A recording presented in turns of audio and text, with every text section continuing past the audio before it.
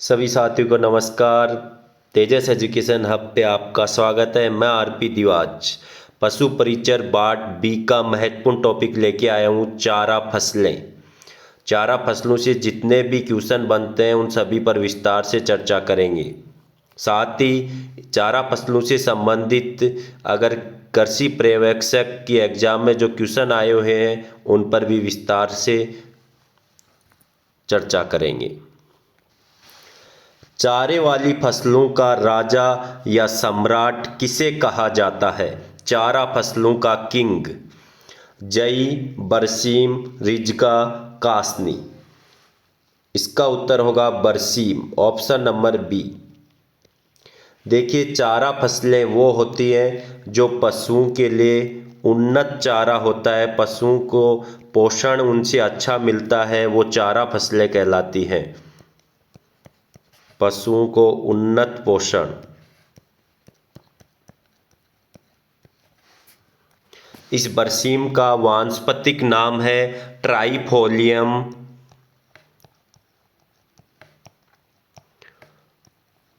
Trifolium अलेक्जेंड्रम।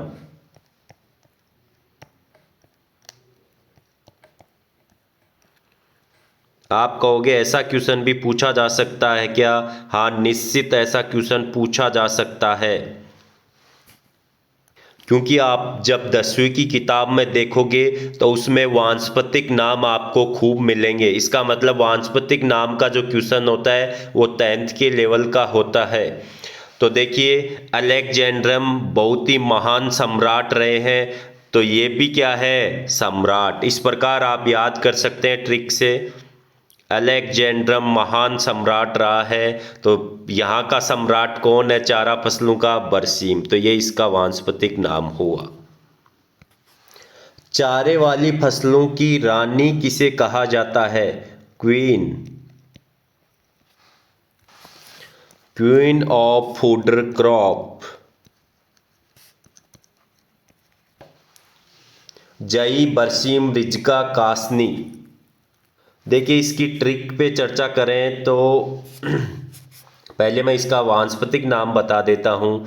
इसका उत्तर होगा रिजका, option number C, रानी।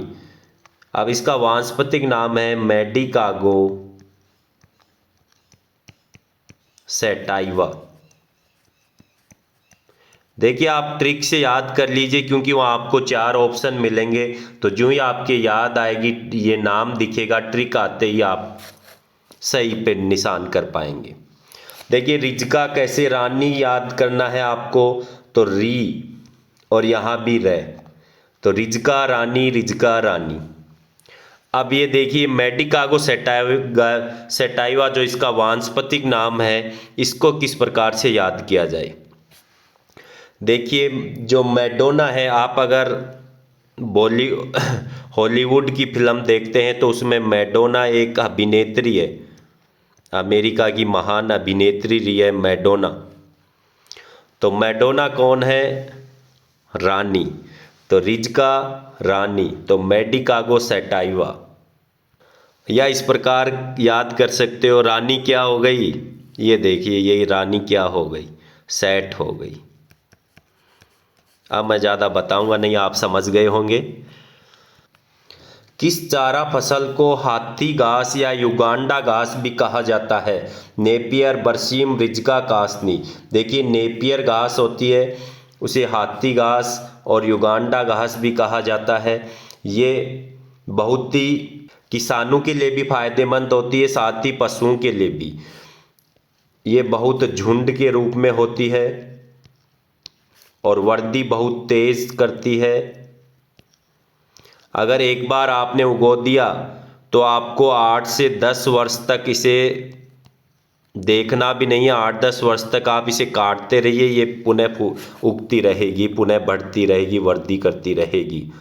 सरकार इस घास को वृद्धि करने के लिए किसानों को इसके बीज वितरित कर रही है।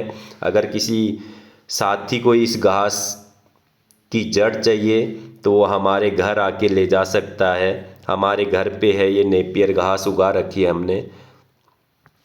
सबसे अच्छा साइलेज किससे बनाया जाता है? यहाँ देखिए किससे बनाया जाता है। मक्का, बरसीम, रिजका, कासनी। देखिए इसका उत्तर होगा मक्का, ऑप्शन नंबर ए। देखिए अगले क्वेश्चन में मैं साइलेज और हे क्या होता है उसके बारे में अपन विस्तार से चर्चा करते हैं। तो साइलेज सबसे अच्छा किससे बनता है? मक्का से। बिल्कुल रट लेना, बहुत ही इंपॉर्टेंट क्वेश्चन है सभी। सबसे अच्छा हे किससे बनाया जाता है? मक्का, बरसीम, रिजका, कासनी। सबसे अच्छा है बरसीम से बनाया जाता है। तो आप देखिए अंतर कर लेते हैं अपन। दो शब्द हैं अपने पास, किसी भी शब्द को रटना अच्छा नहीं होता, उसके बारे में बेहतर होता है कि आप उन्हें अच्छी तरीके से जानें, अपने कॉन्सेप्ट को क्लियर करें। तो साइलेज और हे में क्या अंतर होता है मैं बता देता हूँ। पहले तो मोटे तौर पर बता दूं कि साइलेज और हे हरी घास है, उसे सुखाकर क्या बनाया जाता है? साइलेज और हे दोनों ही। कोई हरा चारा है, उसको अपन गांव में देखिए कोई हरा चारा होता है, ज़्यादा हो जाता है अपने, तो फिर अपन उसको सुखा के और सूखी घास बना लेते हैं, तो वो ही साइलेज और हे होता है। लेकिन अब इसमें थोड़ा सा अंतर जान लेते हैं अपन। देखिए साइलेज में जो नमी होती है वो 40 से 60% तक इसमें नमी होती है। इसमें सिर्फ 10 से 12% नमी होती है। नमी साइलेज को अच्छी तरह से पशु घास को आसानी से पचा लेते हैं, इसे पचा लेते हैं आसानी से, लेकिन हे को आसानी से पचा नहीं पाते हैं। साइलेज में देखिए फसल को सुखाया नहीं जाता, मतलब ये वैज्ञानिक तरीके से वायु रोधी परिस्थितियों से तैयार होती है, जबकि उसे हवा में सुखाकर फिर हे बनाया जाता है। सबसे अच्छा साइलेज मक्का और सबसे अच्छा हे किससे बनेगा? बरसीम से। एक और बहुत ही महत्वपूर्ण क्वेश्चन, गजब का क्वेश्चन, बिल्कुल रट के रख लेना। जई, बरसीम और रिजका जैसे हरी चारे की फसलों की बुआई किस महीने में की जाती है? अक्टूबर, नवंबर, फरवरी, मार्च, जून, जुलाई, जुलाई अगस्त। देखिए इनकी जो बुआई होती है वो अक्टूबर और नवंबर के महीने में होती है, ऑप्शन नंबर ए। इतना याद रख लेना, दिवाली के आसपास होती है। रिजका अपन सब घर लोग में अपन सब किसान के बेटे हैं, रिजका, जई, कासनी वगैरह ये उगाते हैं। देखिए अब बात आती है इनकी किस्मों की। जितने भी चारा फसलें हैं उनकी जो किस्मों के क्वेश्चन हैं वो भी इम्पोर्टेंट होते हैं। चेतक किस चारे वाली फसल की किस्म है? चेतक, देखिए नाम ही चेतक है तो फिर रिजका, बरसीम, जई, उर्दू। रिजका उत्तर होगा।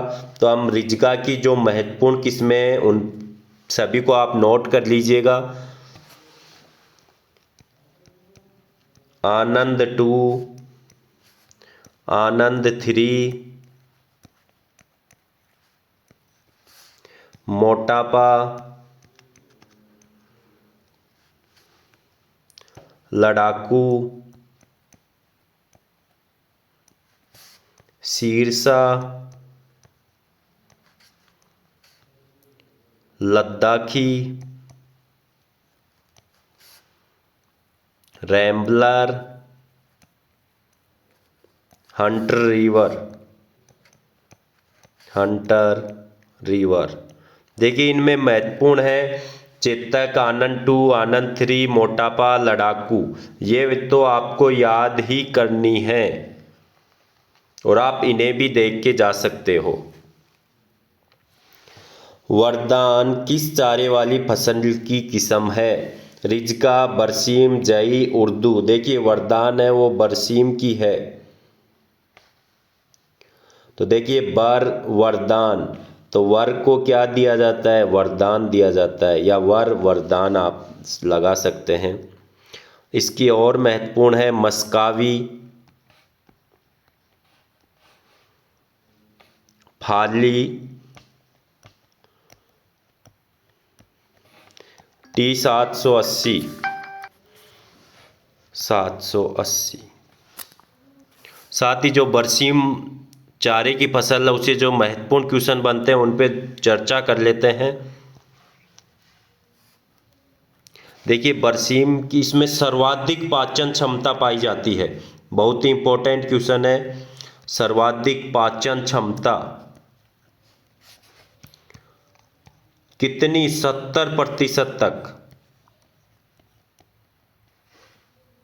पशु है इसे आसानी से पचा सकता है और इसके 70% तक के भाग को आराम से पचा लेता है। तो ये क्वेश्चन बहुत ही इंपॉर्टेंट है बरसीम। और देखिए जो चारा वाली फसलें होती है ना वो प्रोटीन का महत्वपूर्ण स्रोत होती है पशु के लिए। तो इसमें जो प्रोटीन होती है बरसीम में वो कितनी होती है ये भी रट लेना बिल्कुल आप, 17 से 21%। देखिए इसके लिए ठंडी जलवायु की आवश्यकता है। तापमान कितना चाहिए? 18 से 21 डिग्री सेल्सियस। और जब इसका अंकुरण हो रहा हो तब इसे ज़्यादा तापमान की आवश्यकता होती है, 25 से 26 डिग्री सेल्सियस। जब मतलब ये उग रही हो, अंकुर हो रहा हो इसका, तब ज़्यादा तापमान, और फिर बाद में वृद्धि के लिए इसे कम तापमान चाहिए। इसे 400 से 500 क्विंटल प्रति हेक्टेयर की उपज होती है, प्रति हेक्टेयर क्विंटल।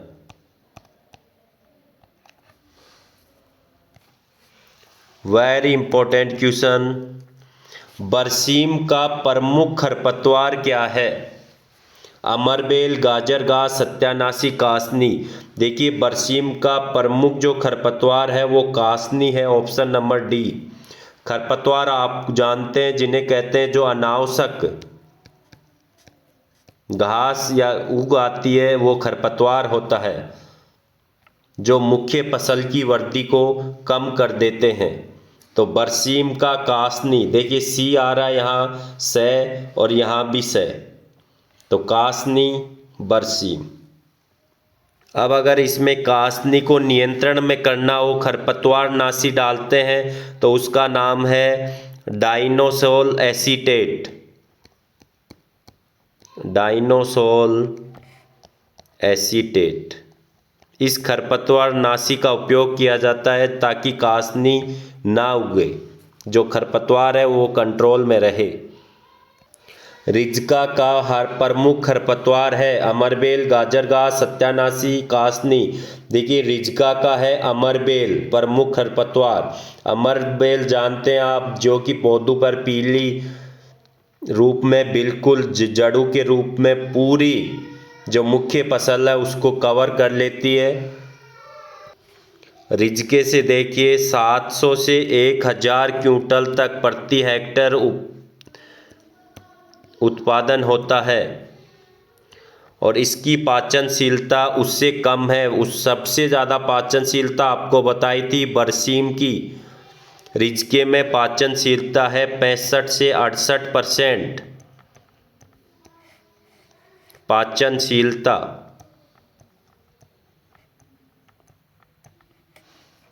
और प्रोटीन की बात करें इसमें तो 20 से 25%।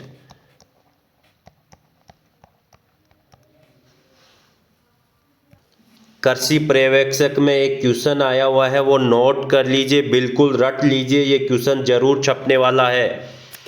जो गर्भित पशु होते हैं उनके लिए हानिकारक कौन सी चारा फसल होती है? गर्भित पशुओं के लिए हानिकारक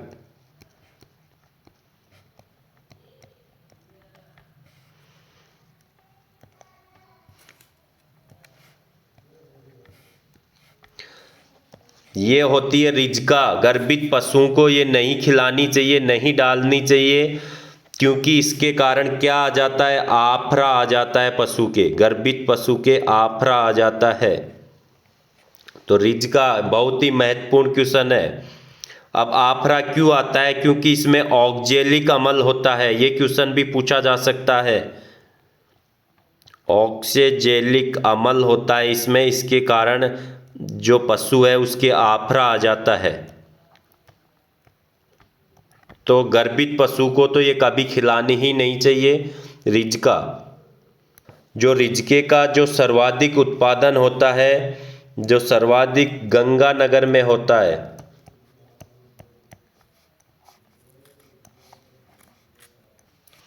बरसीम में कुल कितनी कटाइयाँ की जा सकती हैं? एक बार अगर बरसीम को उगो दिया, मतलब एक बार बरसीम लग गई तो आप उसकी 5 से 7 बार कटाई की जा सकती है। रिजका में कुल कितनी कटाइयाँ की जा सकती हैं? रिजका की 7 से 9 बार कटाई कर सकते हैं। कटाई कर ली, फिर वो वृद्धि करेगी, फिर कटाई कर सकते हैं। इस प्रकार 9 तक उसकी कटाई की जा सकती है। तो ऑप्शन नंबर बी। रिजका का एक और उपनाम है, देखिए रानी तो कहते हैं इसे, साथ ही इसका एक अन्य नाम है एल्फा एल्फा घास। अल्फा अल्फा, ये नाम भी रट लेना, पूछा जा सकता है। अल्फा अल्फा कौन से हरे चारे की फसल को कहा जाता है? रिजका।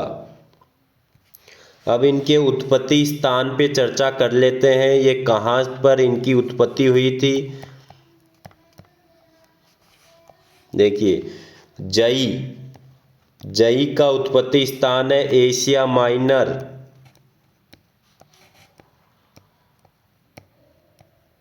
और बरसीम का उत्पत्ति स्थान भी एशिया माइनर है।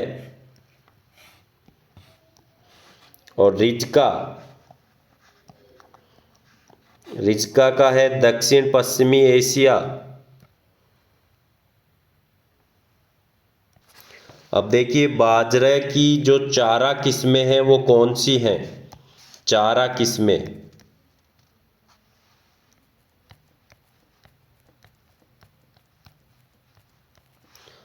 याद कर लेना, ये भी पूछा जा सकता है। जॉइंट बाजरा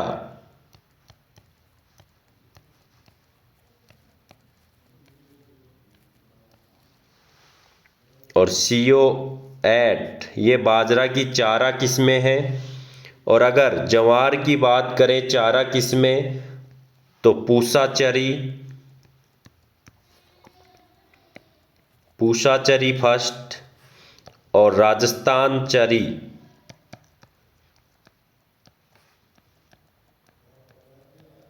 फर्स्ट और सेकंड, ये इनकी चारा किस्में। इनसे अच्छा चारा प्राप्त हो सकता है इन किस्मों से।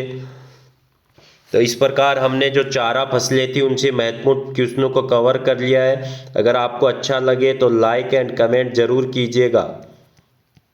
आपके लाइक और कमेंट में सिर्फ 5 सेकंड का समय लगेगा, लेकिन वो हमारे जो मेरे हौसला है उसमें वृद्धि होगी। और आपके लिए और अतिरिक्त मेहनत करके बेहतर से बेहतरीन क्वेश्चन आपके लिए प्रस्तुत करूँगा। तो कृपया निवेदन है अपने दोस्तों के साथ शेयर करें और लाइक और कमेंट जरूर करें। धन्यवाद।